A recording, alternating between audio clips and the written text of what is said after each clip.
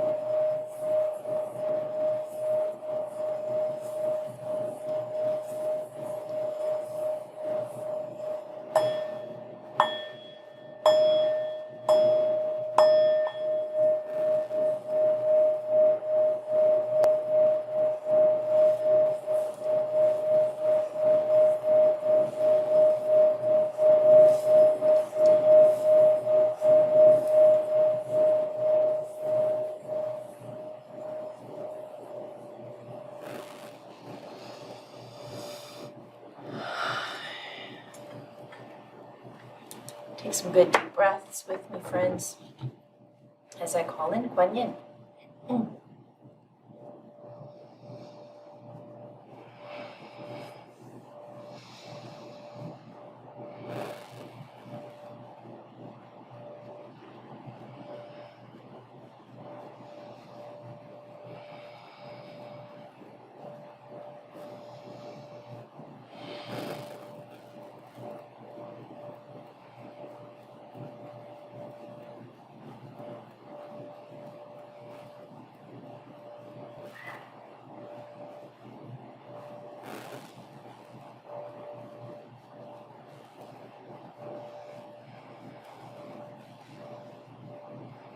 And I am here with you, dear friends.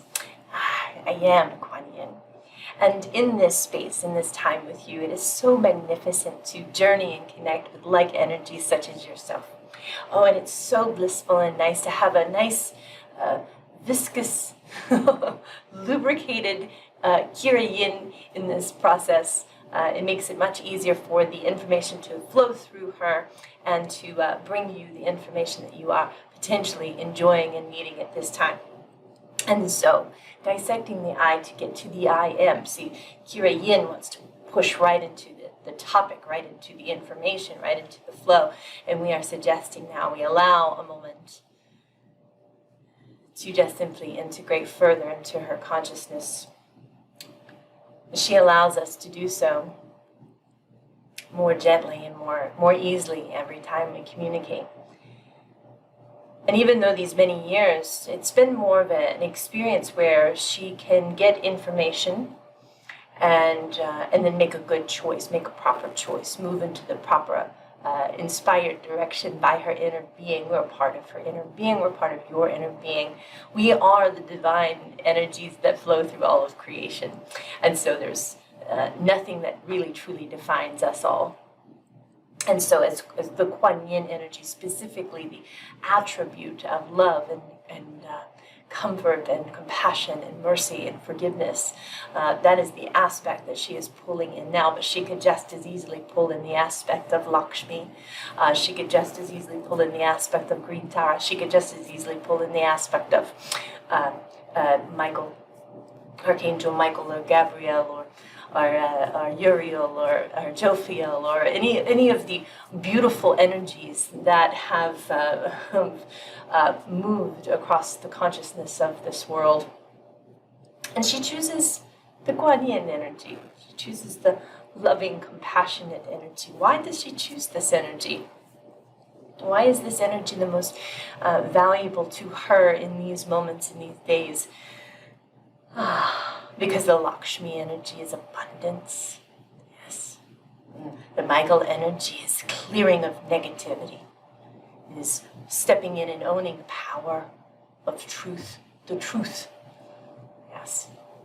And so, why does she do this? Why is it that you are here listening to these KuanYin channels? Why is it that this is what's moving you right now? Is it that you need compassion? Is it that you need to feel compassion towards others? Is it because there is a need for forgiveness within yourself or for others or for yourself? Is there a need? Is there a need to connect your soul self with the truth of all that is ultimate compassion? You can only be the one who discovers what that is for yourself. And so we're here, though. We're here, though, to be with you, to connect with you, and to help you remember who you are. It's almost our catchphrase at this point. It's not new. It's not a new catchphrase. But it is something that brings us to the topic. So in dissecting the I, we would consider this perhaps the small I, but there's many levels of I. There's many levels of I, and those many levels of I continue to be discovered within Kyra Yin. So she has graciously decided to allow us the opportunity to dissect her I.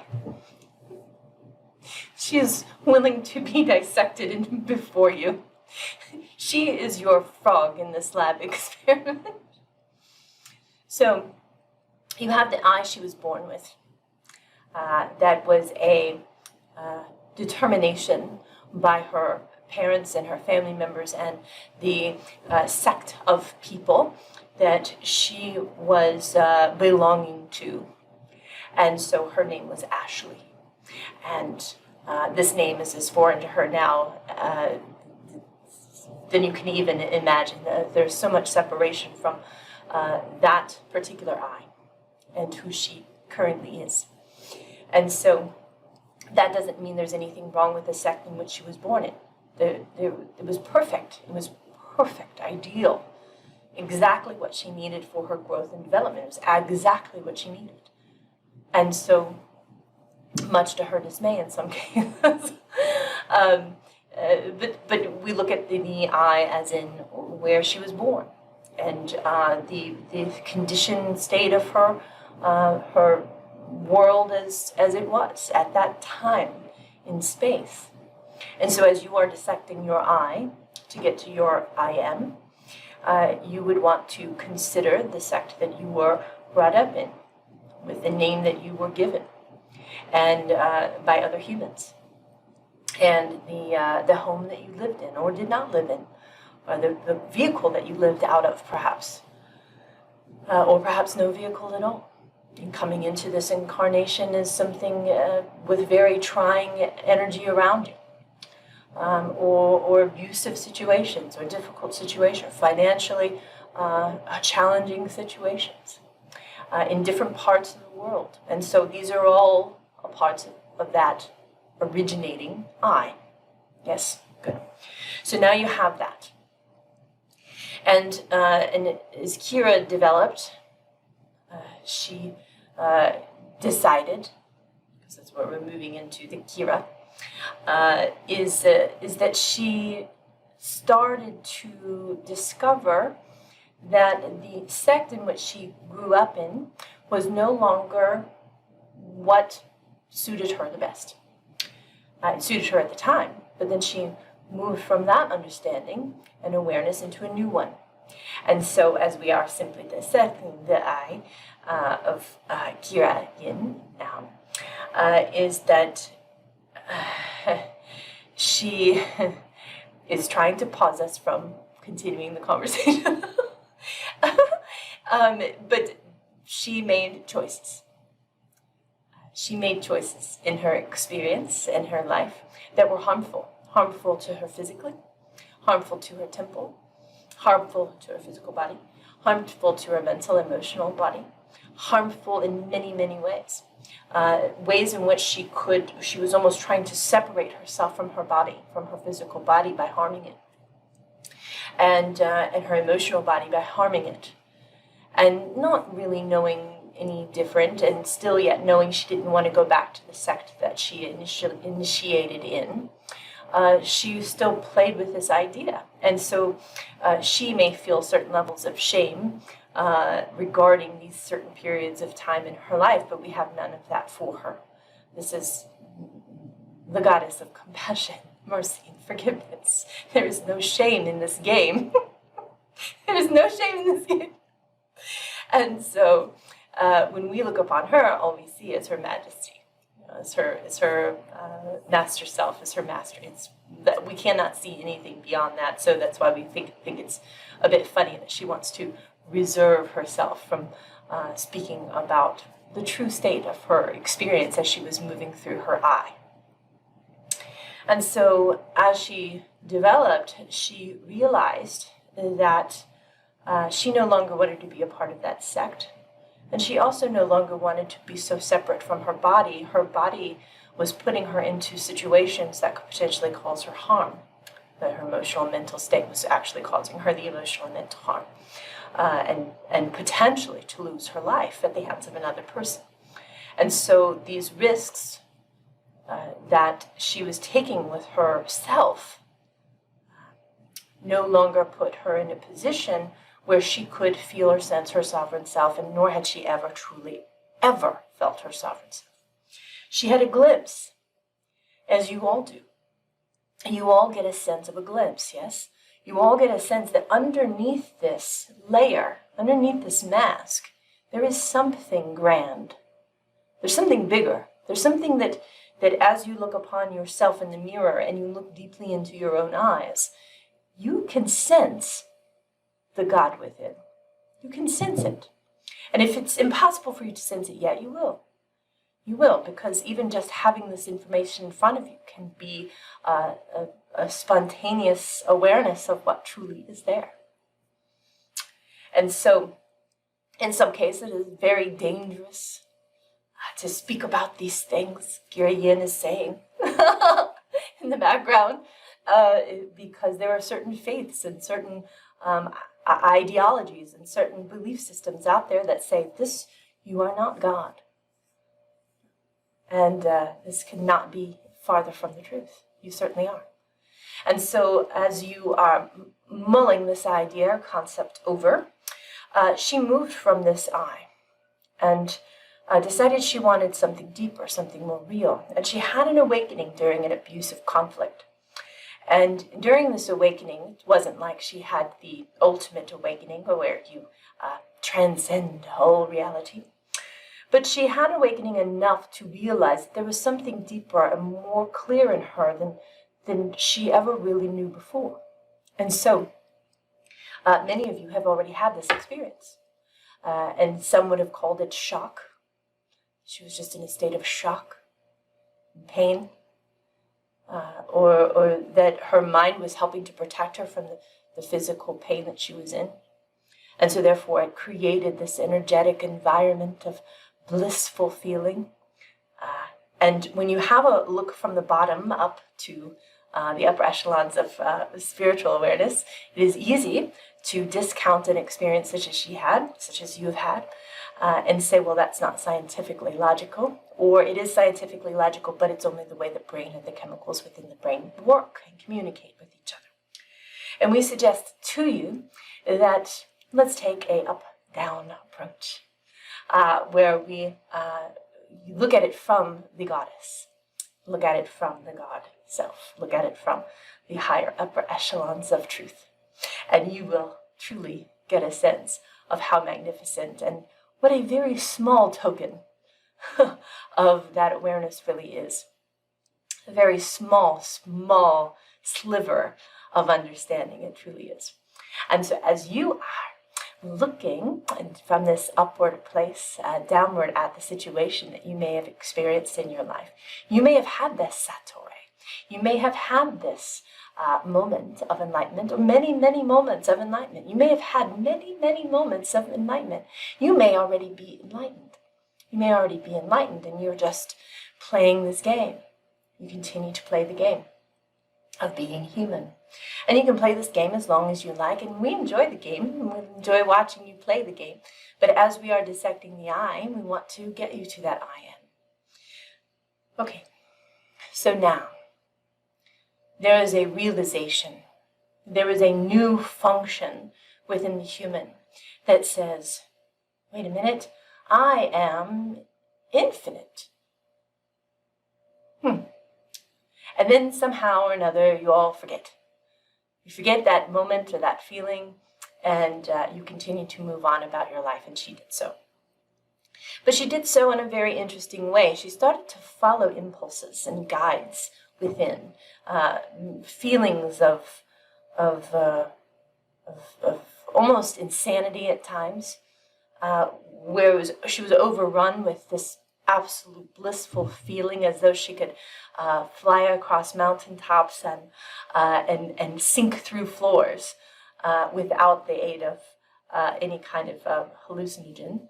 And so she would have these feelings, and sometimes she would communicate these feelings with others that weren't quite there yet, and then they would consider her to be a little off.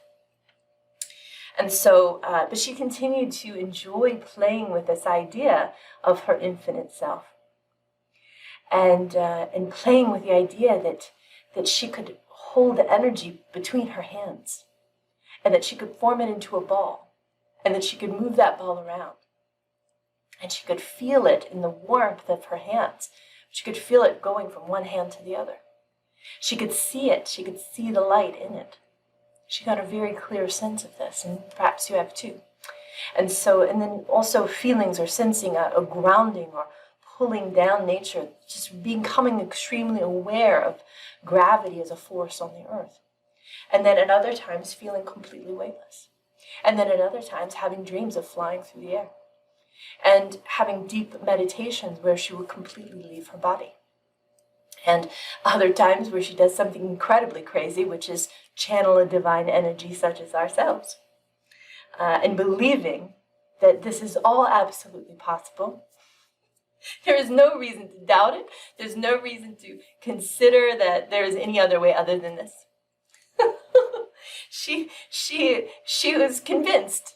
She was convinced, and she still is convinced. Although she hasn't put into practice some of those things as of late. But it's okay, because you don't have to get fancy with your energy work to let it work for you. She then, while she was uncovering the I, and as we are dissecting her I, she moved to how the mind functions within all of these things, because she was still having anxiety. It's almost as if the more spiritually aware she became, the more anxiety came to greet her, because it was essentially a part of the ego wanting to stop her from becoming herself. Yes. And I believe that many of you who are listening to this now could essentially relate to that. Yes, yes. It's the trick of the mind, it's a trick of the ego that says that there must be one without, that there cannot be one without the other. We cannot have ultimate, sovereign love unconditionally, and the ability to move mountains with a thought without having severe anxiety on top of it. And we, of course, suggest to you that is not necessary. You needn't do that. The ego plays its game with the I. That's where many get stuck. So she started looking into the mind and the emotions and how to shift the emotions and change the emotions and to adjust the emotions through the mind. And she almost put aside the spiritual side to her experience. So this I is still playing the game. It's still playing this human game. Okay. So continues on, meets the love of her life, and through him finds an even deeper awareness, more truth, more stability, more grounded nature in the spirituality. Less play, but more foundational work. And they play still. They still play. And come together and marvel over the little miracles in their experience together. And how they feel together when they go into a place or into a room. Or how they feel together when others look at them being in love with each other. And they also love to play with the fighting and arguing and bickering and all of these things as well. And this is a part of it. It's just a part of the play. And so this I continues on. She has wanted to rediscover her spiritual nature, and she does so in a variety of ways. And here's the thing, that all the while, this I, that you have been masquerading with,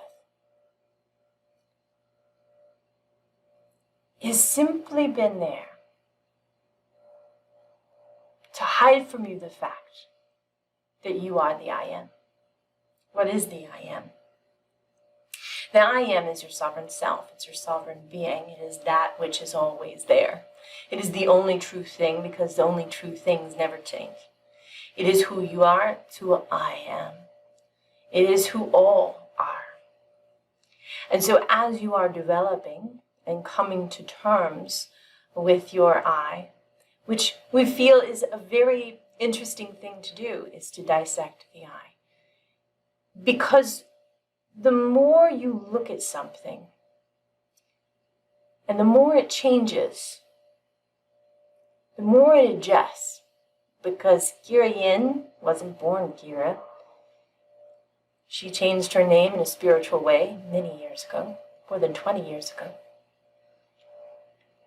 And we have given her the name of Kyra Yin because we see her I am as we see your I am. There are only energies such as us who look upon those of you. Kyra Yin, it's us and her dog. Look at her with the same reverence of absolute love, absolute compassion, absolute joy. So when we look upon you, we see those same things. Absolute reverence for you, absolute love for you, absolute enjoyment of you. We love watching you grow through your I, grow through your I to your I am. And so, why is dissecting the I important? Because you would say, well, KuanYin, why would this even matter? Why would this even matter if I am simply the I am? Let me ask you this. Can you accept that? And what games do you still play even after knowing it? What are the games? Fear is the game. Fear. That is a very human emotion. It's the one that governs almost all other emotions. If you boil it down, there's only two. Love or fear. Yes? And then the only true one is love. So it has to still be happening within you in order for there to be fear. Because love never changes, but fear does. Does it not? Love never changes, but fear does. The perception of love can change. If someone harms you who at one time loved you, that's a perception. Perceptions change. But love is infinite. So when you look upon your experience and you still feel fear, you still feel concern, you still feel doubt, it's okay. It's the game. That's a part of the game. And if you feel suffering, you feel sorrow, you feel hatred, anger, all of those things, it's the game. It's the game. So all of those things change. Think of being a child. And at first maybe you were afraid to ride your bike, or you needed the training wheels. And then eventually with a little practice, those training wheels came off. Or perhaps Kyra Yin is interjecting a little bit.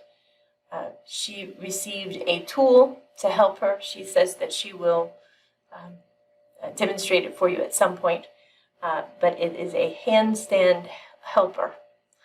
And so you get on this contraption and you stand on your head. And you can stand on your head for many minutes or many seconds is what she's suggesting.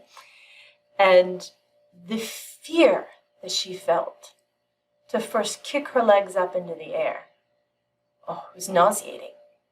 It was nauseating for her. Because the fear is being upside down in general. It goes against gravity in many cases. So for her, going upside down is incredibly challenging. And it was very fearful. And then she kicked her legs up. She got there. And she stayed there for a few moments, got down. And the next day she got there a few moments longer rather. And then more and more and more. And the fear is less and less each time she does it. So it changes. The fear changes. Cannot be real. Cannot be real. Doesn't mean it doesn't feel real. Doesn't mean it doesn't feel as though it's a difficult experience to go through. Doesn't mean that there aren't people hurting and suffering in this experience. Of course they are. And of course, it's wonderful to have compassion. Not so much sympathy. Because in the understanding from the perspective of us, this is all a process. You are developing your soul's goal of achieving enlightenment in physical form. That's it. That's it. It's nothing more than that. That's Kyra Yin is saying, oh, that's it. That's it.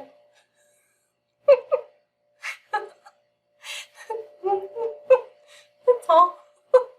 And it's really a flip over. Just as her feet flipped over, that's it. This is a perfect analogy of a child. This is perfect. Of a child in an inch of water, kicking their legs and feet on their back and splashing around. And then the mother or father says, stand up. Stand up. It's okay. And then the child stands up. And that's the I am. That's the I am. That's it. Pure and simple. But dissecting the I helps you to get clear about what's not real. That's why dissecting the I is so valuable.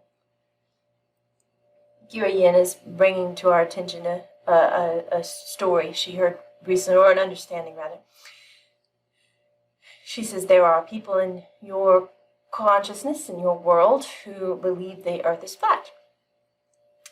And if you say, okay, let's prove it. let's prove the earth is flat and let's go look at the edge. You and me, let's walk to the edge of the earth.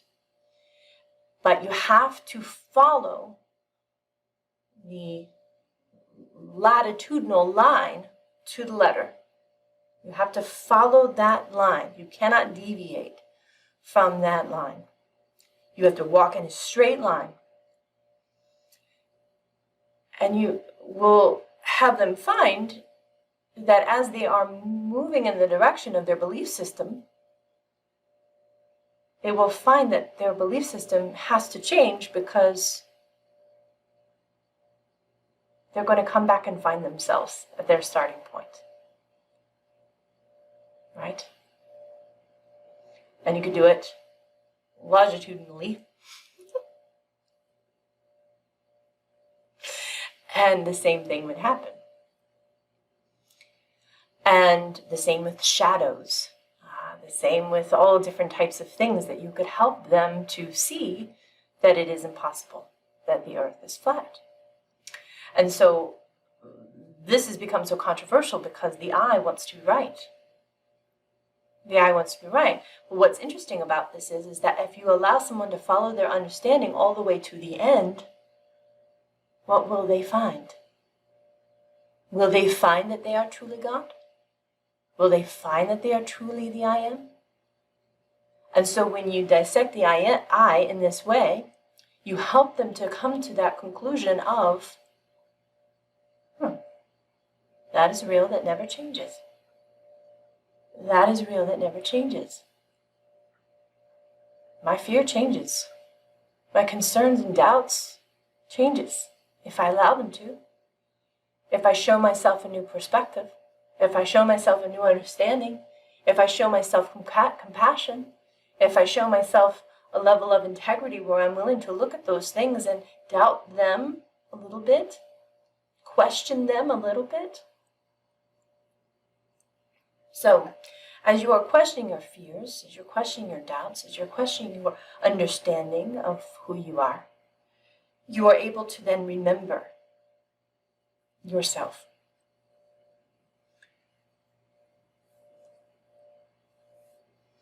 There is another story.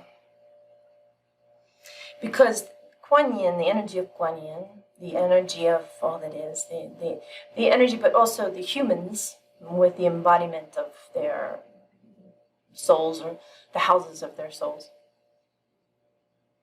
You live many thousand lifetimes. You might pick up on a couple.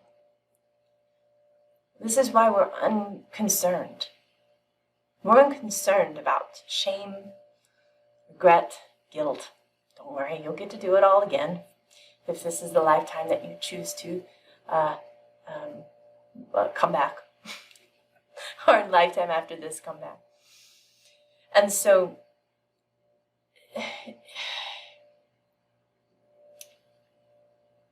there was a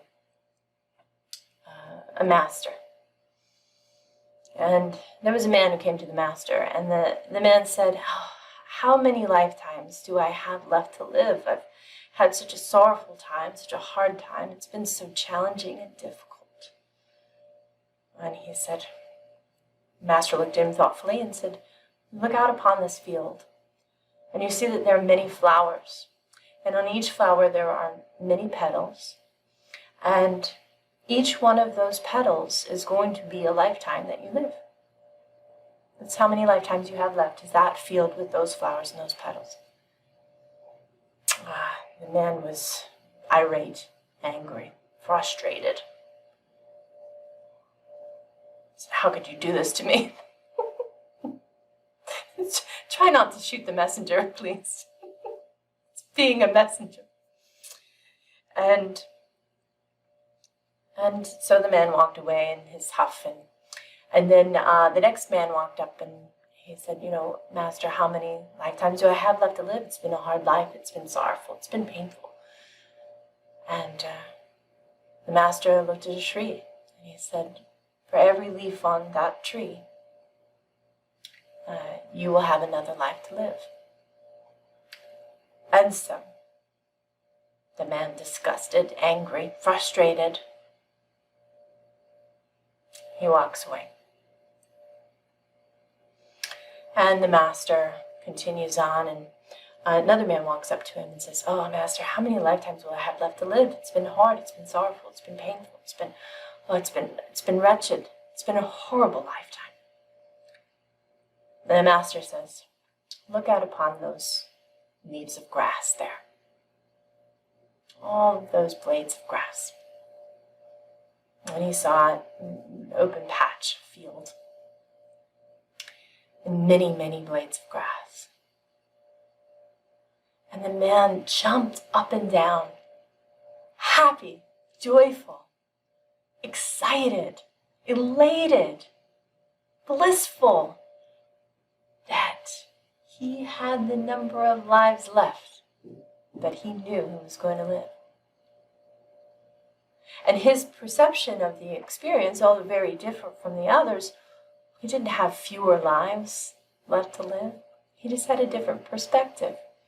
And so as you are developing your perspective of life, of your experience of life, we invite you to look upon your lifetimes as that one did. In regards to all of the things that you go through. This will not end the suffering of the world, or you will manage it in a different way, in a new way, in a more resolute way, where you're able to see that it's temporary. This lifetime is temporary. The struggles you face are temporary. It's all temporary. Just as successes are all temporary.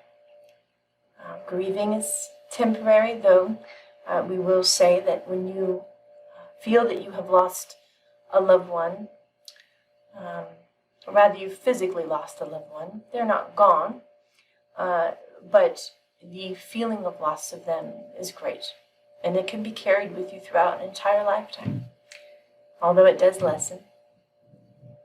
And so as you are developing your understanding of your I, and your understanding that as you get closer to the I am that you are, many of those guilty, shameful, painful, discouraging thoughts gently move out of your awareness, because they simply have no place in the I am.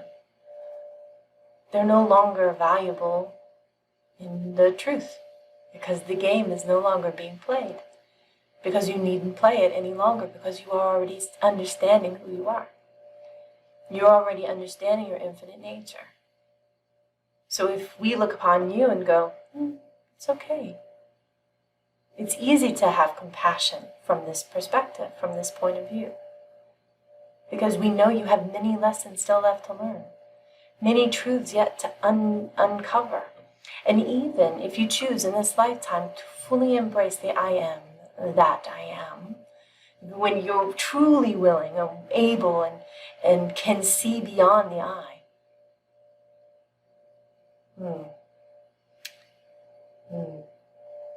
if you do choose more lifetimes, they will be pretty grand. Pretty grand. Because you've lived lifetimes where you've had it all. There was zero suffering, zero concern. Everything was wonderful. You gave back to your communities, your fortunes. You had the most beautiful homes, the most beautiful wives and husbands and children and communities, and you've experienced so much richness. And without any contrast whatsoever, without any concern whatsoever, without any doubt whatsoever. You just lived as though you were flying all the time. You've had those lifetimes. You've had those lifetimes. But in those lifetimes, you were no nearer to becoming enlightened. You were no nearer to becoming enlightened. You have to have this conflict, this discouragement, this difficulty, this sorrow, this suffering. Believe it or not, no matter how bad it is and how bad it gets, it is a way for you to see the other. It is a way for you to see the other. You cannot have self without the other. You cannot have the big S, self, without the other in this incarnation, in this physical earth world. You cannot have self without the other. It is a world of opposites. It's a world of dichotomy. In order for you to choose your I am.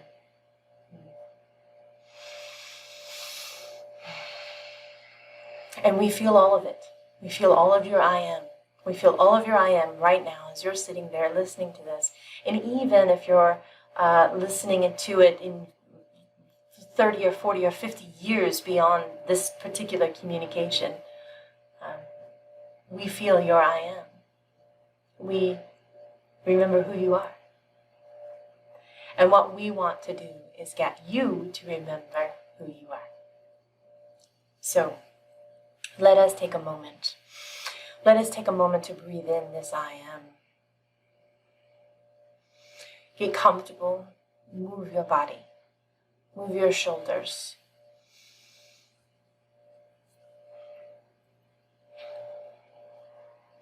Hands on your lap if you prefer, whatever feels comfortable. Whatever feels easy to you. Kyra Yin is saying there's a great deal of energy pouring through, and so this energy is also available to you as well. Just imagine or get a sense that I am energy that's already there, it's already with you. Imagine that energy moving through the top of your head. It is not an ancestral or angelic being. No, it's just you. It's you. So as you imagine that I am pouring through the top of your consciousness, through the top of your head, through your eyes and your ears and your nose and your mouth and all the way through your throat. Breathing in and out. Breathing your truth in and exhaling doubt out.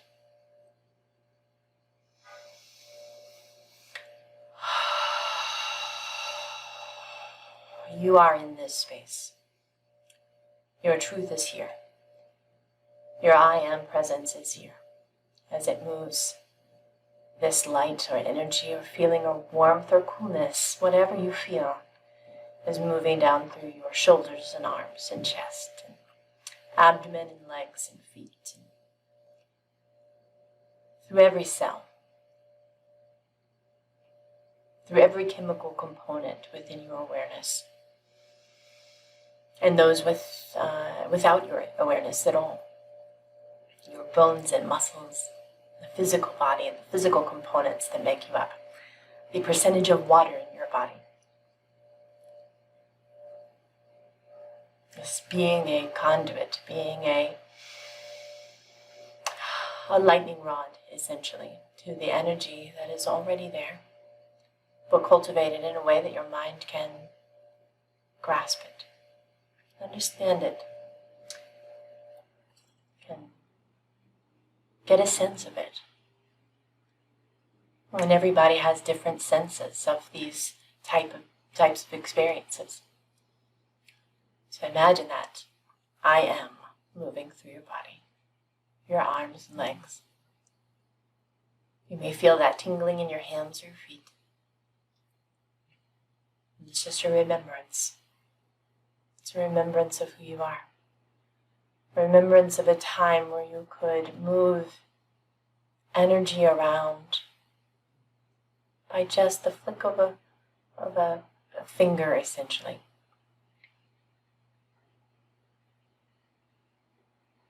Yes. Maybe even remembering times where you brought your hands up in front of you or near you or around you to remind the energies of others to essentially stay in their lane, to stay where they need to be. And you just enjoy the feeling of your I am.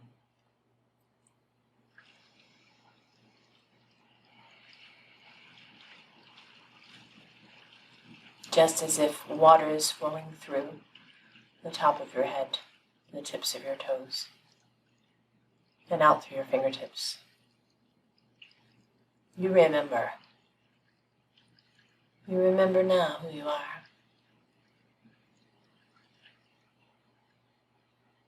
Even just a glimpse, even just a moment, you remember. Breathing in and out.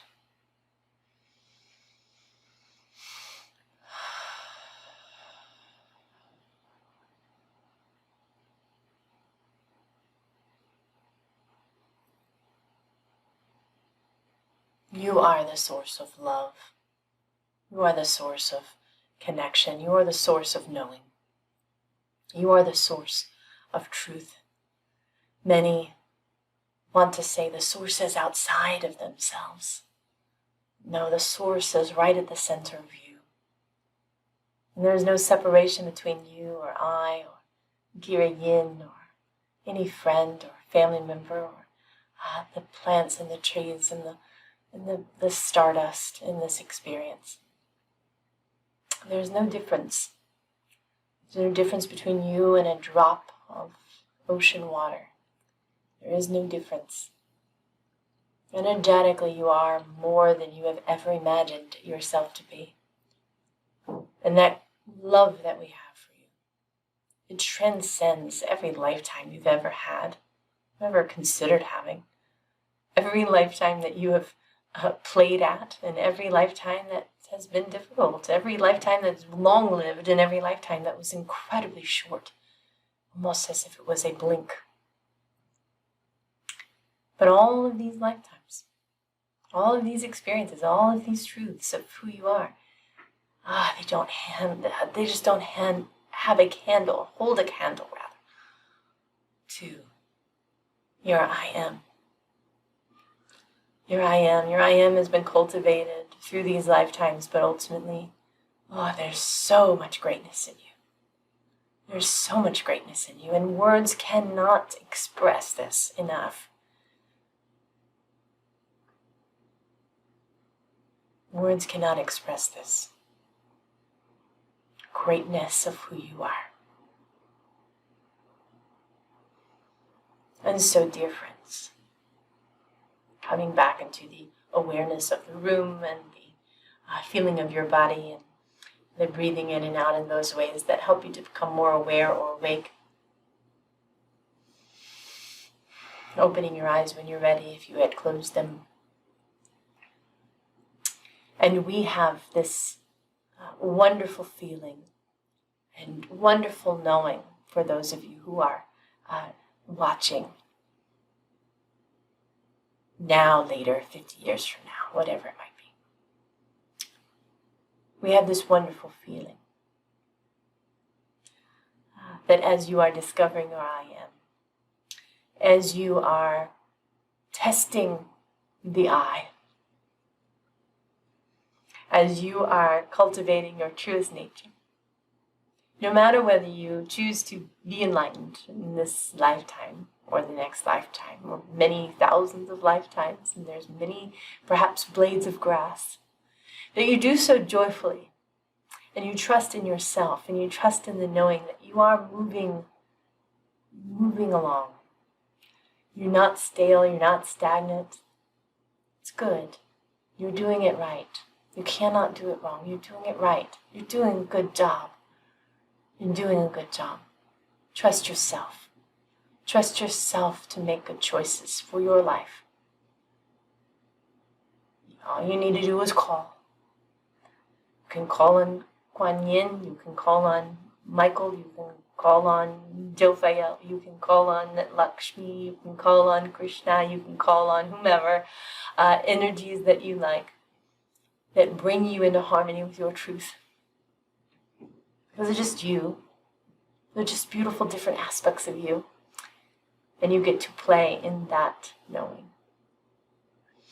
We are so grateful for this time to get to speak with you. You are a joy to us. And we are so grateful for this channeler. Being able to speak through her is a wonderful gift. And we appreciate that about her. We appreciate who she is. We appreciate the I as much as the I am in many cases, because she is so diligently taking steps to move closer to her truest self, to her I am. And as you are listening to this, we know that you are in that same position as well, willing to look at those things, to dissect them, to pull them apart and say, are they really true about me? Or am I allowed to be new? Am I allowed to be different? Am I allowed to be more than what I ever believed possible? Am I greater than what I realized?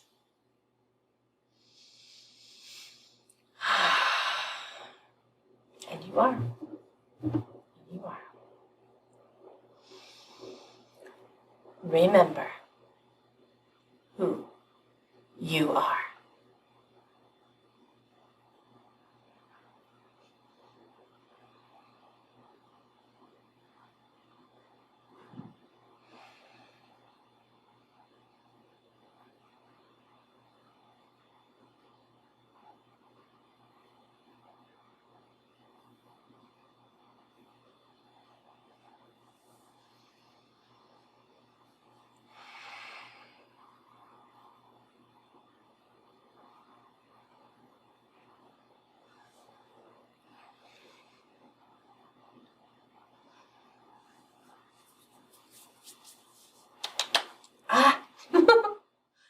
Hi, everyone.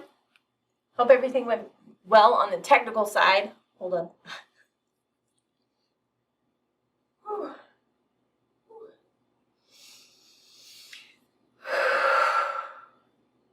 on. Good. Okay, great. That was fun.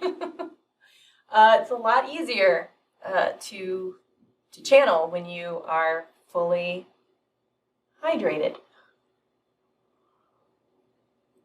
It helps. It helps a lot. Okay, so we'll do this again next month, the last Saturday of the month, and I might do some intermittently. We also have a Facebook group. It's Mastery Collective Facebook group. I'll probably put that on our homepage, or maybe I'll put it on here somewhere. If you want to join that, you can ask to join. It is a private group. We're very, not selective. That's not the right word. But the people who are currently in there know me personally and know who I am and what I'm really wanting to accomplish with this type of work. And so, but I think I'll open it up for new people to join if you would like to join. I'd love to have you. Let's see. What else? Anything else? Final thoughts? Nope. I'm just going to go and hang out with my husband today and love on him.